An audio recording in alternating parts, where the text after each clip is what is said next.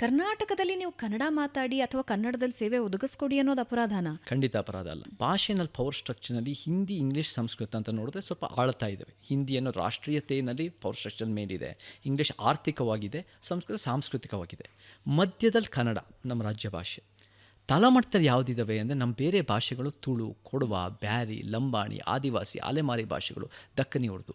ನಾವೇನು ಮಾಡಬೇಕು? ಪ್ರತಿಯೊಂದರಲ್ಲಿ ತಳಮಟ್ಟದಿಂದ ಏರಿಸ್ಬೇಕು, ಮೇಲಿಂದ ಸ್ವಲ್ಪ ಇಳಿಸ್ಬೇಕು.